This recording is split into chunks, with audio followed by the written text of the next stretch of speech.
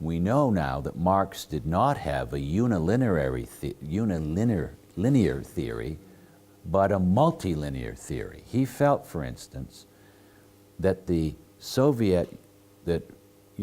Russia could have gone immediately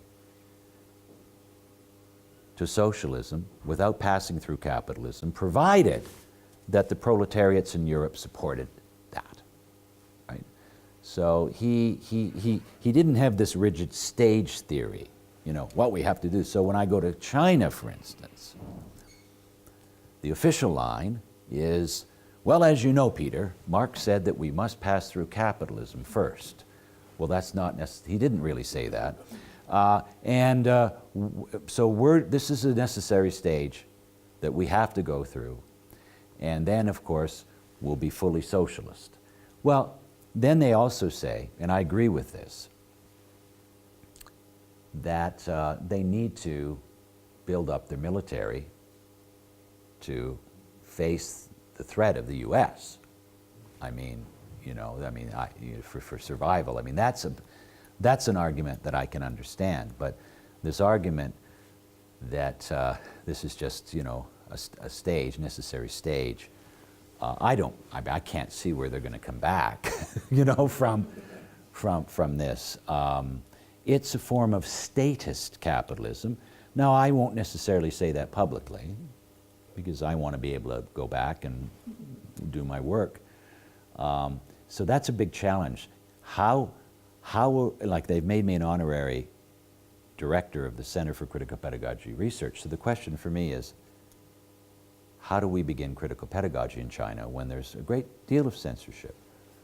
I was just looking at what was happening in the social sphere in general, and I was just seeing, well, the United States has a law against the military being used against its own people, except maybe in certain extreme circumstances. You can get around that by militarizing the police. You look at the police now, and they have the same kind of equipment that the military does. So you've got capitalism restructuring itself because you have pretty much a single mode of production now that's transnational. There's a big debate between Mason and Doug Henwood, for instance, about whether or not we're going to need fewer workers in the future. That's a big debate. I tend to think, I'm not sure exactly. Some people argue that we're moved towards an 80-20 society. That 20% of the population of the planet will be able to keep the planet functioning, and what will happen to the 80%? Well, in 1994, there was a conference, I believe, at the Fairmount Hotel in San Francisco that Gorbachev organized. And he had a lot of the futurists and politicians and scientists and entrepreneurs, and they all gathered together, and everybody sort of seemed to agree that technology would make about 80% of the population redundant. What do you do with them? And someone came up with the idea, I think it was Brzezinski, who worked for Carter's, I think he was wasn't he the Secretary of Defense for Carter? He said, we need tittytainment. And that means, like using the analogy of the mother's breast, we need something to basically, he meant basically sports channels and television channels, let's entertain that 80%. And the corporate sector at that meeting apparently said, yeah, but they have to be fed, and that's not our responsibility. So there are all these kinds of debates about what the world, what technology can or cannot enable us to do in terms of saving the planet. I don't think technology can move quickly enough. I think we're at that point right now where we're at a tipping point, and we need to make some decisions very quickly. The capitalist class is not going to listen to reason. They never have, they never will.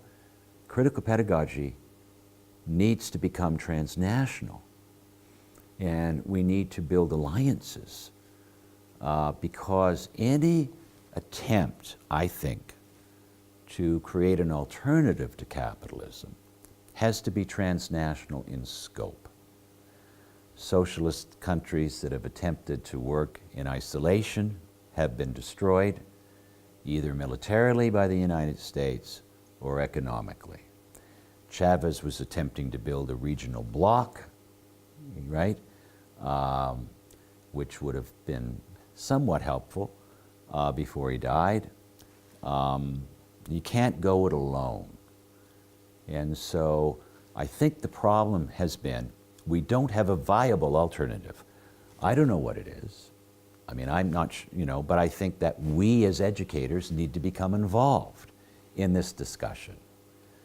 I became convinced that that there's no way to really make capital consistent with democracy. And so within a capitalist society, I think democracy is pretty much impossible. And I remember when I was in Venezuela, at the invitation of the Chavez government, I met a wonderful economist named Michael Leibowitz. Fabulous guy. His partner was Marta Harnecker. Marta had been married to Manuel Piñero, who was the head of security in Cuba. They called him Redbeard Barbaroja. And Marta had helped Fidel after the 1959 revolution, and she was there helping Chavez and with her partner Michael. And Marta's famous throughout Latin America. She's Chilena, right? Originally Chilena. And so I got to meet these two icons. And we were in the Miraflores Palace, and Chavez wanted Marta to figure out what a participatory democracy might look like in Venezuela. Very difficult, when they did the participatory budget. Remember right? In it was Porto Alegre, There was all kinds of studies, and I think they were only looking at 12% of the budget, right? Let the people decide, and I think it was just 12% of the budget. That was a big thing in those days. And to create a participatory or direct democracy, was a lot of obstacles. Well, Michael, in some of his books, talks about that struggle. He's an expert in the factories in the era of Yugoslavia. That's his expertise, but he's writing now about his reflections in Venezuela. You need to keep the communal councils pushing Chavez. That was the key. You can't, Chavez needed to listen to the communal councils, and so that was really the tension. And you keep the the decisions in the hands of the people, right? But I began to think that education needed to participate in thinking about what alternatives to value production might be, right? Wage labor, right? We need to have a vision, not an abstract utopia. I'm using terms now by Ernst Bloch, but a concrete utopia, right?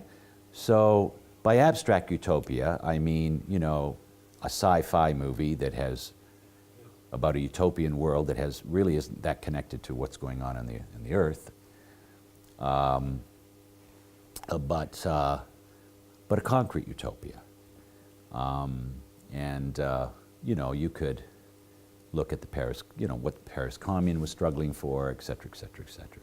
There's some elements of that in the early part of the Spanish Civil War, actually. but that's another story. Utopia is you know, when you talk about utopia, people tend to criticize you as a utopian. You know, there were the you know, the utopian thinkers, et cetera, that you know, in the 19th century that were roundly criticized. But I don't think we can survive without utopian thinking, you know, and by concrete, it's connected to the struggles of the present. And I think that, you know, you can see aspects of that I mean, I basically think, for instance, Marx, right? I think Marx, there's elements of Marx that are idealistic. So with Marx, there's a kind of unity of idealism and materialism, right? I like to work in those domains. There are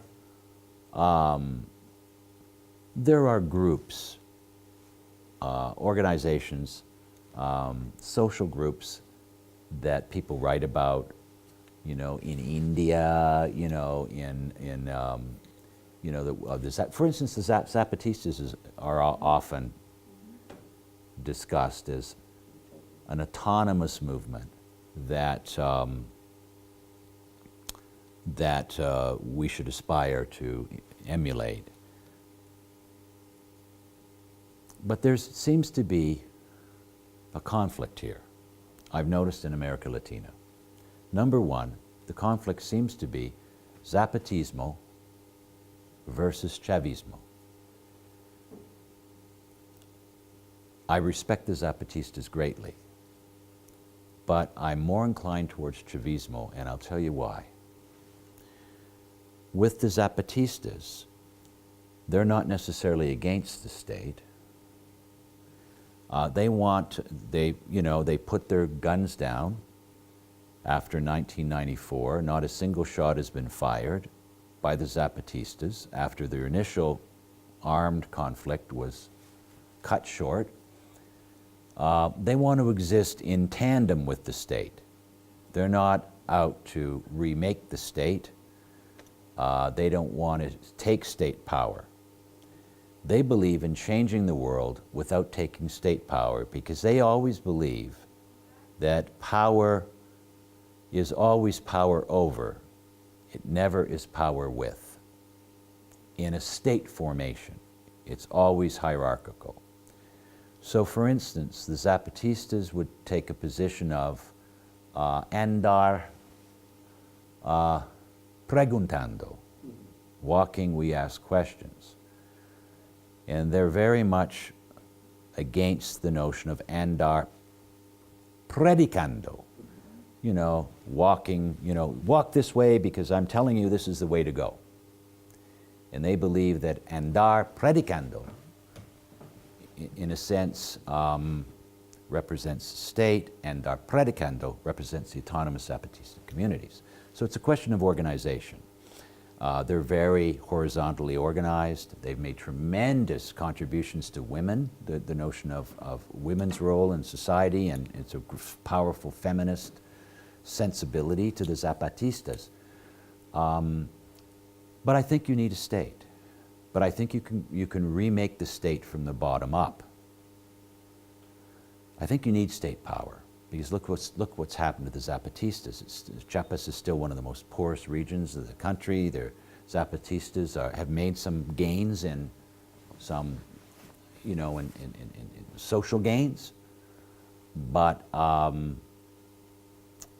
they could be wiped out, you know, very easily, and would have been wiped out were it not for the charisma of Subcomandante Marcos, who used technology like the fax machine to gain world attention, and the whole world was focused on Subcomandante Marcos, and with his, you know, his pipe, his poetry, and so, but otherwise they would have been crushed. But I think so. and I also think, and and I'm thinking this through now, I also maybe think we need a party. We need a transnational political party. I'm not a Leninist centralist by any means, but if we take a look at Gezi, if we take a look at we take a look at what happened in Athens, in Egypt, Occupy Wall Street, the Arab Spring, Tunisia. When you take a look at these organizations, they're very equal, but they're dysfunctional. They're for making sort of long-term decisions. I mean, they're good, right? Participatory, collective, but you can't necessarily, run an apparatus, a larger social and economic apparatus like that. Nothing would get done. It's like, you could have a 10-hour debate about what kind of cookies to have, So I think it's a question, I think the big question of today is a question of organization. And I do think maybe we need a party to lead, or to maybe not lead, to amplify what the concerns should be. So I think this is where the big experiments are going to be, I believe, in the next 20 to 30 years, will be the question of organization. So if it's Zapatismo versus Chavismo, I come on the side of the Chavistas. Although right now they're in big trouble. And I'm fearful that if the revolution fails, which it might, with the CIA pouring so much money into destabilizing Venezuela, I'm afraid that, I'm afraid the left might become more Stalinist. That would be my fear, which is why I'm, pushing the Marxist humanist perspective. Thank you. Thank you very much. Thank you.